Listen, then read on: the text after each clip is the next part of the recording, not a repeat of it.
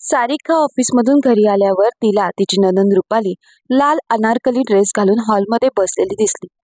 तो ड्रेस पाहता सारिका आनंदाने म्हणाली, "अरे वा ताई, माझ्याकडे सुद्धा असा सेम ड्रेस आहे." तेव्हा रुपाली हसत म्हणते, "अगं वहिनी, हा ड्रेस माझा नाही, तुझाच ड्रेस आहे. वाटेत माझ्या ड्रेसवर पाणी पडले, त्याने माझा ड्रेस खराब झाला आहे. म्हणून घरी आल्यावर मी तुमच्या कपाटातून हा ड्रेस काढला आणि घातला." आपल्या नंदेचे हे बोलणे ऐकताच सारिकाचा चेहरा उतरला. ती थोडी नाराज झाली, कारण कपाटात तिच्या अनेक पर्सनल वस्तूही होत्या. त्यामुळे सारिका हळूच म्हणाली, "ताई, माझे काही वैयक्तिक सामानही कपाटात पडून आहे.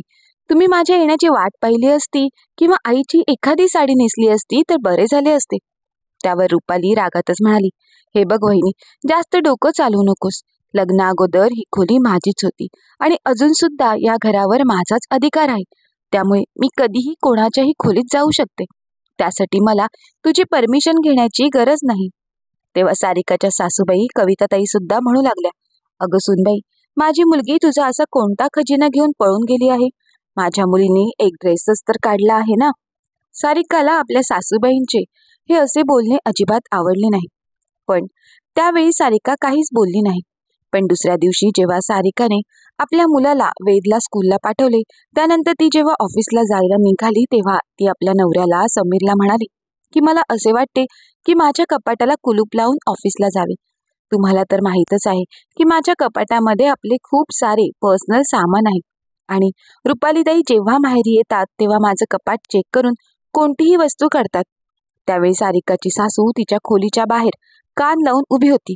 सासूबाईंनी सारिकाचे बोलणे ऐकताच त्या तनतनतच खोलीमध्ये आल्या आणि म्हणाल्या, "सुनबाई, माझ्या मुलीला तुझी खोली चेक करण्याचा अधिकार आहे, कारण आज सुद्धा हे घर तिचं आहे. मी मनात आणले तर मी आत्ताच्या आत्ता माझ्या मुलीला तिचा हिस्सा देऊ शकते. म्हणून मला राग येईल अशी तू वागू नकोस." आपल्या सासूबाईंचे असे बोलणे ऐकून सारिका हैराण झाली. पण सारिकाचा नवरा समीर सारिकाला समजावू लागला, "जाऊ दे सारिका, ताईने एक ड्रेसच तर घेतला होता ना." त्यानंतर समीर आपल्या आईला म्हणाला, "आई, ताईला जरा समजून सांग ना की आम्ही नसताना आमच्या खोलीत येऊन आमचं कपाट वगैरे उघडण्याची गरज नाही." एवढं बोलून समीर आपली बॅग उचलून ऑफिसला निघून जातो. पण सारिका संभ्रमात पडते, कारण तिला तर कपाटाला कुलूप लावायचा होता. कारण तिच्या मनामध्ये एकच भीती होती की तिच्या पाठीमागे तिची सासू आणि नणंद तिचा कपाट उघडून चेक करत असतील. आता तर तिच्या कपाटामध्ये खूप सारे सामान होते, पण त्यामध्ये काही तिचे पर्सनल सामान सुद्धा होते, जे सामान आपल्या सासूने आणि नंदेने पाहू नये असे तिला वाटत होते.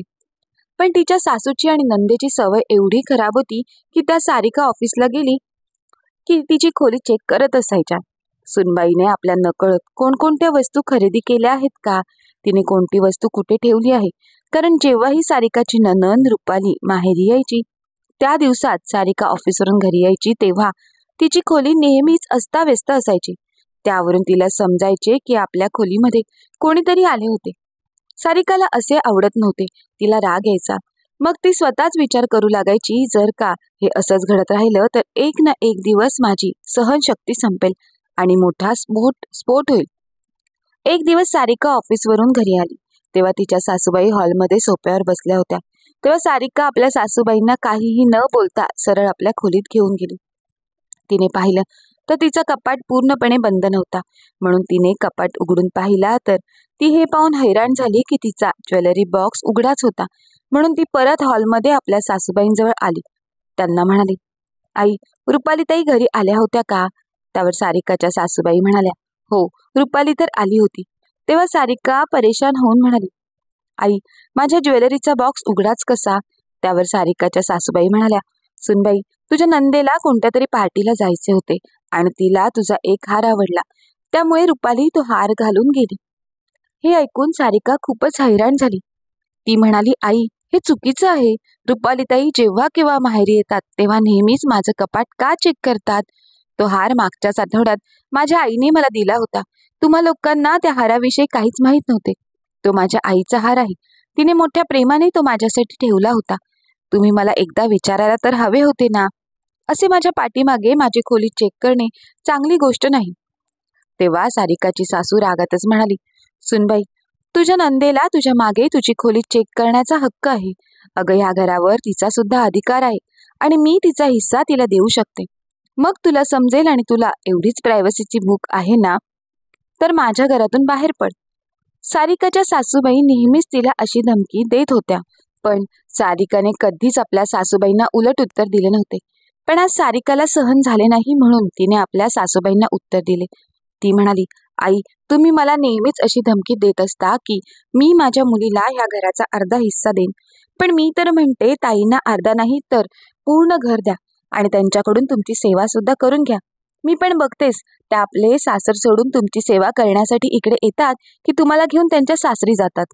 मी आत्मनिर्भर आहे, मी कधीही माझे स्वतःचे घर घेऊ शकते, पण तुम्ही तुमची सेवा कोणाकडून करून घ्याल याचा सुद्धा तुम्ही थोडा विचार करा. दिवस असो वा रात्र, कधीही तुमची तब्येत खराब होते तेव्हा तुम्ही तुमच्या मुलाला फोन करण्याच्या अगोदर मला फोन करता, कारण तुम्हाला चांगले माहीत आहे की तुमचा मुलगा हातातले काम सोडून तुमच्यासाठी येणार नाही. पण मी तुमच्या एका फोन कॉलवर धावत पळत तुमच्याजवळ येऊन पोचते. तुमच्या मुलामध्ये आणि मुलीमध्ये आहे का एवढी हिंमत की तुमच्यासाठी एका फोन कॉलवर धावत पळत घरी येऊ शकतील? आता तर कविताताई एकदमच शांत झाल्या होत्या आणि आपल्या सुनेचा चेहरा पाहत होत्या. मग काही क्षणात त्या रागाने म्हणाल्या, सुनबाई, तू मला तुझ्या कमाईचा रुबाब दाखवत आहेस का? जा, जिथे जायचं आहे तिकडे तू निघून जा. माझ्यासाठी माझा मुलगा आणि माझी मुलगी पुरेसे आहेत. तू एकटी कधीपर्यंत राहणार? तेव्हा ऑफिसमधून आलेल्या समीर आईचे बोलणे थांबवत म्हणाला, थांब आई, तू हे सर्व काय बोलत आहेस? मी सुद्धा एवढ्या दिवसांपासून पाहत आहे, या घरात कोणीच माझ्या बायकोला काडीची सुद्धा किंमत देत नाही. अगं, ही आपल्या कुटुंबासाठी किती काय करते. तुझ्यासाठी तर एका पायावर उभी असते, तरी सुद्धा तुला त्याचे काहीच नाही.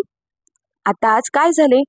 तेव्हा सारिका हळू आवाजात म्हणाली, काही खास झाले नाही, फक्त आज सुद्धा माझी खोली चेक करण्यात आली आहे. माझं कपाट उघडण्यात आलं आहे आणि ताईंनी माझा कपाट चेक केला आहे आणि त्यातून माझा एक हार काढून तो हार घालून पार्टीमध्ये गेले आहेत. जेव्हा याविषयी मी आईंबरोबर बोलत होते तेव्हा त्या पुन्हा मला धमकी देऊ लागल्या की तुला प्रायव्हसी हवी असेल तर हे घर सोडून निघून जा आणि मी माझ्या मुलीला हिस्सा देईन. माझ्या मुलीला तुझी खोली चेक करण्याचा अधिकार आहे. तेव्हा मी फक्त एवढंच म्हणाली की मी तर कुठेही जाऊन राहू शकते.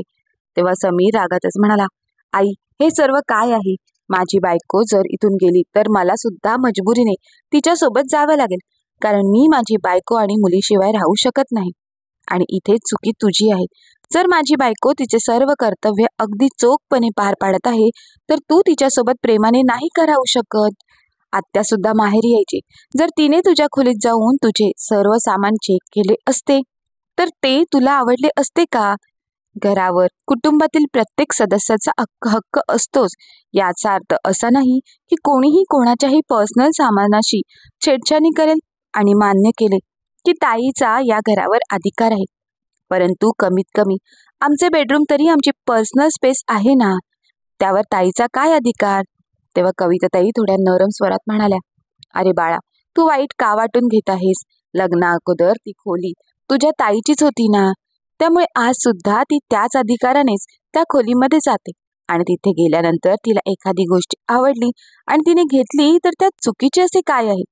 तेव्हा समीर म्हणाला, आई, लग्न अगोदर ती खोली ताईची होती, परंतु आता माझे लग्न झाले आहे, त्यामुळे ती खोली आता माझ्या बायकोची आणि माझी आहे. आई, ती खोली आता आम्हा नवरा बायकोची आहे. आमचे काही पर्सनल सामान असू शकते. अशा प्रकारे ताई आमची खोली चेक करते ते मला सुद्धा आवडत नाही. प्रत्येक नात्याची एक मर्यादा असते आणि मला ही गोष्ट थोडी सुद्धा आवडली नाही की कोणी माझ्या पर्सनल सामान चेक करेल. लग्न अगोदर गोष्ट वेगळी असते, पण लग्नानंतर प्रत्येकाचे एक वैयक्तिक असे आयुष्य असते. त्यामध्ये कोणीही नाक खुपसण्याचा प्रयत्न करू नये. आई, तूच विचार कर ना, ताईची खोली असेल आणि तिची नणंद तिच्या खोलीत जाऊन तिचे सामान चेक करत असेल तर ताईला कसे वाटेल? जेव्हा गोष्ट स्वतःवर येते ना तेव्हा माणूस काहीच बोलत नाही, पण गोष्ट दुसऱ्याची असते तेव्हा माणूस अगदी तोंड वर करून बोलत असतो. आई, तू स्पष्टपणे सांग, जर तुला आम्हाला या घरात पाहायचं नसेल तर आम्ही हे घर सोडून निघून जातो. आता मुलाने सुद्धा घर सोडण्याची भाषा केल्यावर कविताताई एकदम शांत झाल्या. समीर म्हणाला, सारिका, आजपासून तू ऑफिसला जाताना कपाटालाच काय तर आपल्या खोलीला सुद्धा लॉक करून जाशील. या गोष्टीसाठी जर आईला काही अडचण असेल तर आपल्याला लवकरात लवकर कुठेतरी दुसरे घर शोधावे लागेल. एवढं बोलून समीर आपल्या खोलीत निघून गेला तर सारिका स्वयंपाकघरात निघून गेली. आज तिचं मन खूपच व्यथित झाले होते. दुसऱ्या दिवसापासून सारिका आपल्या कपाटाला कुलूप लावून ऑफिसला जाऊ लागली. पण तिने आपल्या खोलीला कुलूप लावला नाही. पण तिची सासू आता काहीच बोलली नाही. पण ऑफिसवरून घरी येताना सारिकाला भीती वाटत होती की सासूबाई रूममध्ये गेल्या आणि त्यांनी जर कपाटाला कुलूप पाहिला तर त्यांना राग येईल. पण सारिका ऑफिसवरून घरी आल्यानंतर सुद्धा कविताताई काहीच बोलल्या नाही. एक आठवड्यानंतर रुपाली पुन्हा एकदा आपल्या माहेरी आली. आता ह्या वेळेला आपल्या वहिनीच्या कपाटाला कुलूप पाहून ती आईला विचारू लागली, आई, हा कुलूप का लावला आहे? वहिनीने काय वहिनीचा आपल्यावर विश्वास नाही का?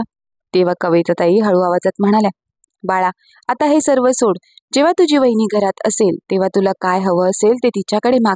पण ती घरात नसताना तिच्या पाठीमागून तिचे कोणतेही सामान चेक करून घेऊ नकोस, कारण असे करणे योग्य नाही.